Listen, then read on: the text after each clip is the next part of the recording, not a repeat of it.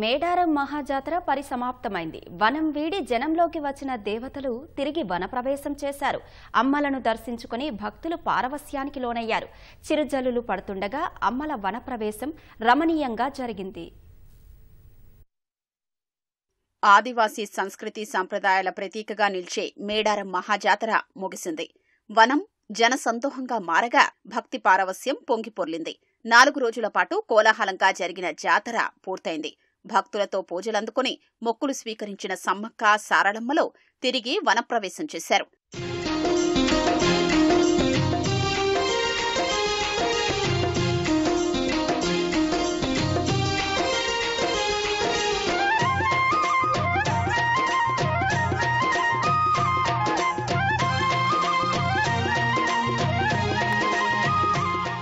పున్నమి వెలుగుల్లో పూజారులు గద్దెల వద్ద పూజలు చేశారు. ధూపదీప నైవేద్యాలు సమర్పించారు.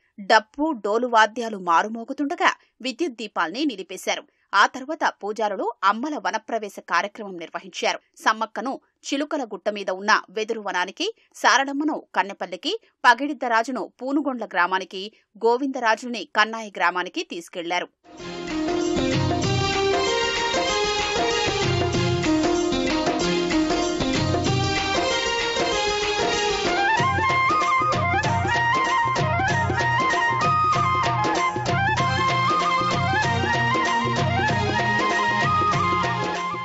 మంత్రి సీతక్క, జిల్లా కలెక్టర్, ఎస్పీతో పాటు లక్షలాది మంది భక్తులు వనదేవతలకు ఘనంగా వేడుకలు పలికారు. అమ్మలు వనప్రవేశానికి వెళుతున్న సమయంలో వర్షం కురవడంతో భక్తుల ఆనందానికి అవధులు లేకుండా పోయింది. సమ్మక్క తల్లికి జై అంటూ నినాదాలు చేశారు.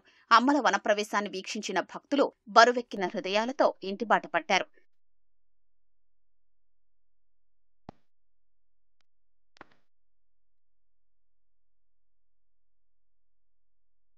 జాతర ముగిసినా రద్దీ మాత్రం కొనసాగుతూనే ఉంది. ఆదివారం కూడా పెద్ద సంఖ్యలో భక్తులు మేడారానికి రానున్నారు. బుధవారం జరిగే తిరుగువారంతో మహాజాతర పూర్తిగా ముగుస్తుంది.